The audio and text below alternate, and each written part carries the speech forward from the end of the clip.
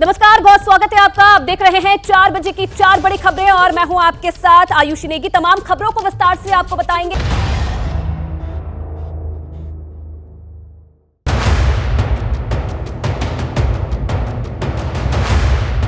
सियासत की laboratory, reservation का फॉर्मूला। अब तो एकजुट होकर के सर्वसम्मति से ये पारित होना चाहिए और ये चीज हो जाएगा। नीतीश की गुगली, क्या है बीजेपी की चाल अगली?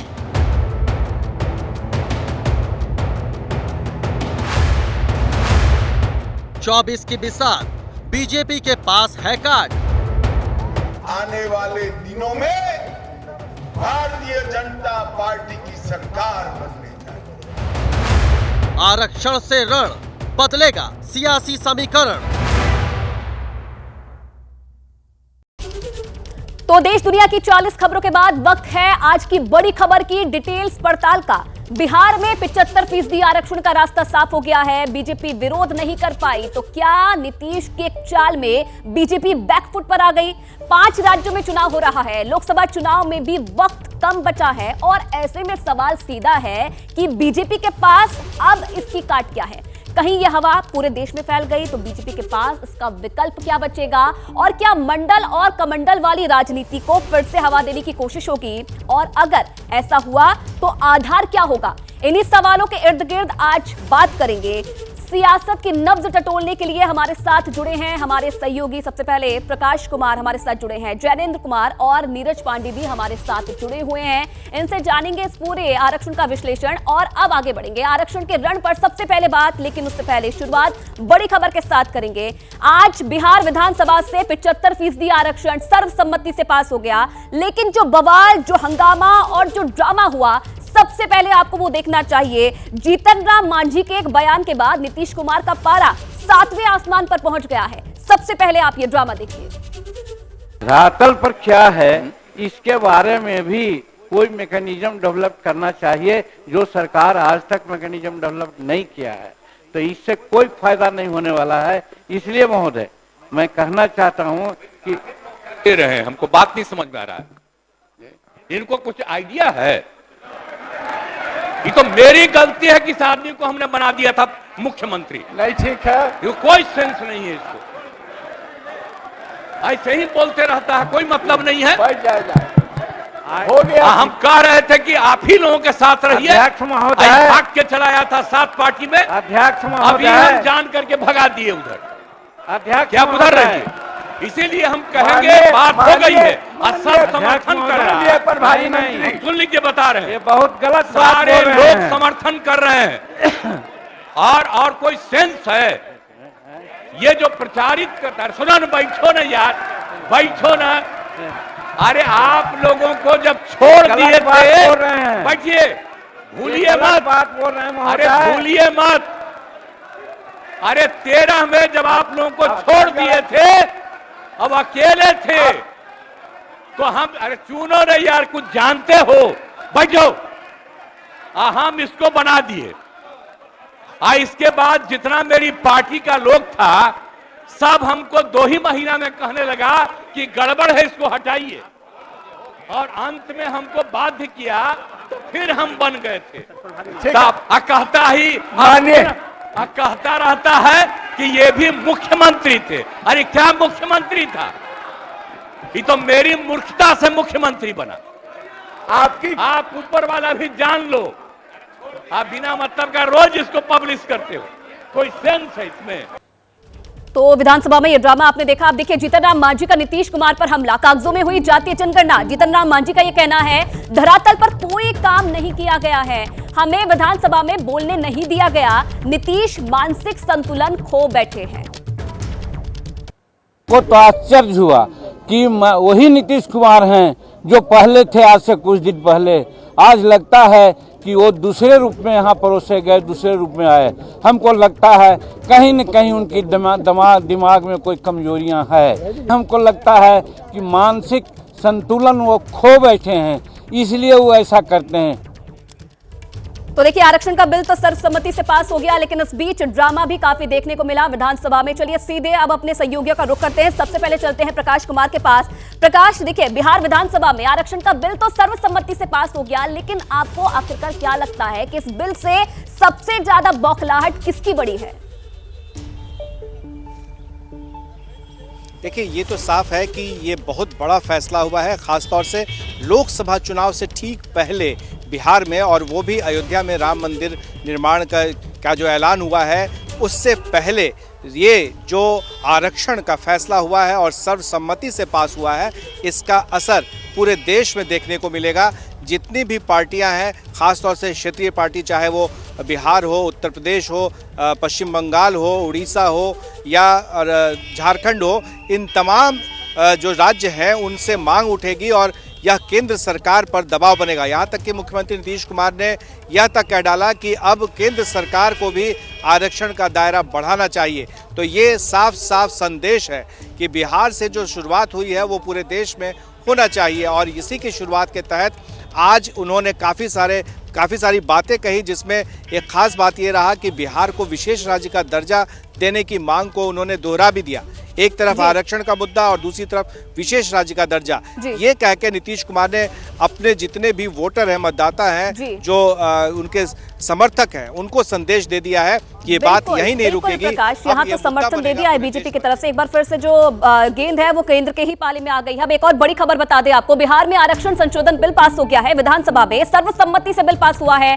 आरक्षण का दायरा बढ़ाने का बिल पास हो गया है। बिहार में 75% आरक्षण को नीतीश सरकार की मंजूरी मिल गई है। तो ये बड़ी खबर इस वक्त की। अब देखिए, नीतीश का आरक्षण वाला फॉर्मूला आखिरकार क्या है, ये भी जरा आपको समझा देते हैं ग्राफिक्स के माध्यम से। नीतीश का आरक्षण वाला फॉर्मूला देखिए, जाति कौन सी है, वर्तमान आरक्षण कितना है। एससी के पास 16%, एसटी के पास 1%, पिछड़ा, अति पिछड़ा और महिला 33%, और आर्थिक कमजोर वर्ग के पास कितना है, कुल मिलाकर 60% ये फॉर्मूला है। इसके बाद बात करेंगे कितना आरक्षण होगा। इसके बाद 20% बढ़ जाएगा एससी का, एसटी का हो जाएगा 2% पे पहुंच जाएगा, पिछड़ा, अति पिछड़ा, महिला का 43% पे पहुंच जाएगा, और आर्थिक कमजोर वर्ग का जो 10 था पहले वो 10 पर ही रहेगा। कुल आरक्षण कितना हो जाएगा, 75%। तो नीतीश का ये आरक्षण वाला फॉर्मूला, जिससे आप समझ सकते हैं कि कैसे पहले ये था और अब कैसे बढ़ेगा।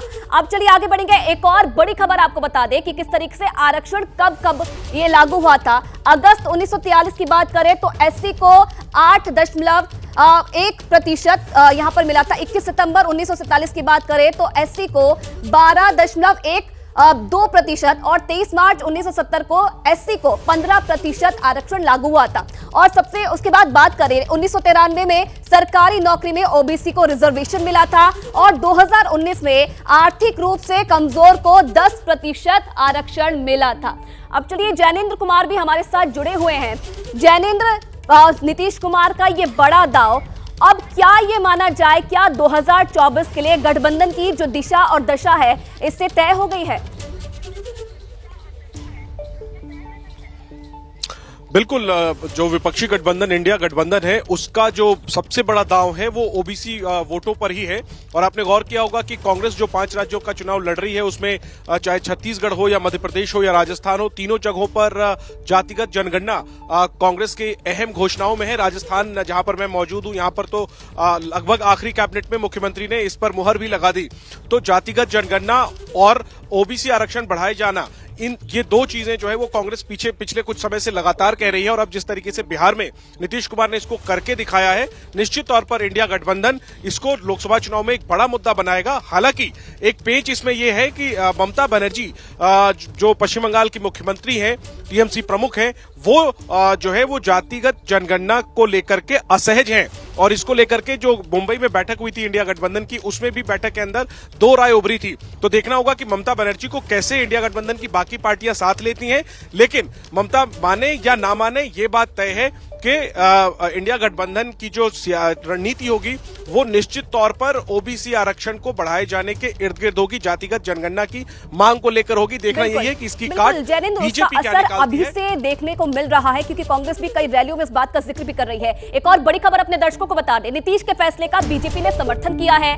बीजेपी के सहयोगी भी फैसले के साथ खड़े हैं। चिराग पासवान बोले हैं कि हम सरकार के साथ हैं। चिराग ने चेतावनी भी दी है कि राजनीतिक फायदा ना ले तो बीजेपी के सहयोगी भी अब इस फैसले के साथ खड़े नजर आ रहे हैं। बढ़ाएं आरक्षण का दायरा, पर इसको ऐसे बढ़ाएं ताकि ये सिर्फ एक राजनीतिक जुमला बन के ना रह जाए, राजनीतिक लाभ के लिए की गई घोषणा बन के ना रह जाए। तो मेरे मुख्यमंत्री और उनकी कैबिनेट सुनिश्चित करे कि लीगली और टेक्निकली ये मामला कहीं पर जाकर विवादों में ना फंसे। अब देखिए नीतीश की लाइन तो क्लियर हो गई है, तो क्या अब ये माना जाए कि 24 का प्लान ये गेम चेंजर है जो दाव खेला है, क्या ये गेम चेंजर साबित होगा? कैसे, ये भी जरा आपको समझा दे। देखिए नीतीश का दाव आरक्षण की सीमा बढ़ाई है, बीजेपी फंस गई है, प्रस्ताव के समर्थन की बात कही है। अब बीजेपी के पास क्या काट है? क्या राम मंदिर इसका काट है? क्या यूसीसी इसका काट है? ये भी बड़ा सवाल है। तो ये पूरा जो प्लान है, क्या ये गेम चेंजर साबित हो सकता है गठबंधन के लिए?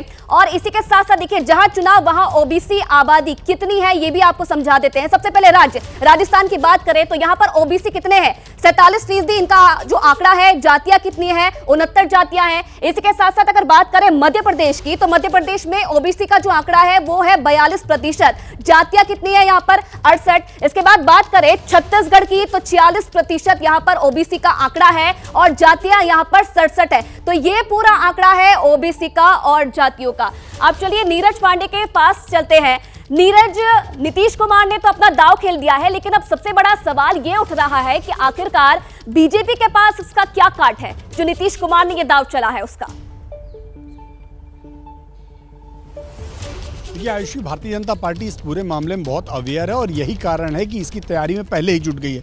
2 नवंबर को गृह मंत्री अमित शाह और भाजपा के अध्यक्ष जेपी नड्डा ने अपने देश भर की भारतीय जनता पार्टी के 40 बड़े नेताओं की बैठक बुलाई थी, जिसमें ओबीसी समाज के भी कई नेता थे और तमाम कई राज्यों के मुख्यमंत्री भी थे। योगी आदित्यनाथ भी थे उसमें, उत्तर प्रदेश दोनों उप मुख्यमंत्री थे, मध्य प्रदेश से देवेंद्र फडणवीस थे। तो ऐसे करीब 40 बड़े नेता थे और ये भाजपा ने प्लान बनाया है कि अगले कुछ दिनों में, यानी कि विधानसभा चुनाव के दौरान भी और विधानसभा चुनाव के बाद भी एक टीम का गठन किया जाएगा जो पूरे देश में ओबीसी समाज के लिए केंद्र सरकार ने और भारतीय जनता पार्टी की राज्यों में जो सरकार है उन्होंने क्या क्या काम किया, इन सबको लोगों तक पहुंचाया जाएगा। क्योंकि भाजपा ये क्लेम करती है कि ओबीसी समाज के लिए जो काम किया भाजपा ने वो अब तक सबसे अधिक और सबसे ज़्यादा था, चाहे वो ओबीसी कमीशन का गठन हो, चाहे ओबीसी के मामले में आरक्षण को बढ़ाना हो और या ओबीसी समाज को प्रतिनिधित्व देना हो, चाहे राज्यों में मुख्यमंत्री के पद पे हो, राज्यपालों के पद पे हो, सांसदों की संख्या में हो, विधायकों की संख्या में हो। तो भाजपा ये मानती है कि देखने वाली बात है कि गठबंधन से इसको कितना फायदा होगा और आखिरकार बीजेपी के पास इस पूरे दाव का क्या काट रहेगा। बहुत धन्यवाद, आप सभी लोग बने रहिएगा हमारे साथ। तो बिहार विधानसभा में भले ही आरक्षण का कोटा बढ़ाने का बिल सर्वसम्मति से पास हो गया हो, लेकिन इससे पहले बीजेपी विधायक कुंदन कुमार और आरजेडी विधायक विजय मंडल में तीखी बहस हुई। दोनों ने एक दूसरे पर जमकर निशाना साधा। कभी गरीबों की बात करते हैं, यही बात कह रहे हैं कि मंडल कमीशन हमने लागू किया। अरे मंडल कमीशन बीपीसी ने लागू किया। ये कौन होते हैं मंडल कमीशन लागू कर? ये स्वर्ण आरक्षण लागू करने वाले लोग हैं, ये मंडल कमीशन के विरोधी हैं। इनको जानकारी नहीं है कि मंडल कमीशन के समय भाजपा सरकार में थी, कार्य सरकार गिरा दिया गया। अरे तो अरेस्ट जब होगा अडवाणी जी तब सरकार, इनको ज्ञान नहीं है। राजद वालों बिना ज्ञान के बाद, अरे आप कॉन्डम का प्रचार करवाइए विधानसभा में। तो आरक्षण के रण और तीखी बहस भी आपने सुनी। जैसे ही घड़ी का काटा दोपहर 2:30 पे आए, बबीता जी का दिल सास बहू साजिश के लिए मचल जाए। और ये है इनकी बहू, पूरे दिन ऑफिस की टेंशन हो जाए गॉन जब ये करें अपना फेवरेट शो फ्री टाइम पे ऑन। इनकी तरह आप भी देखिए अपना फेवरेट शो अपने टाइम पर और डाउनलोड कीजिए एबीपी लाइव ऐप अपने स्मार्ट टीवी पर।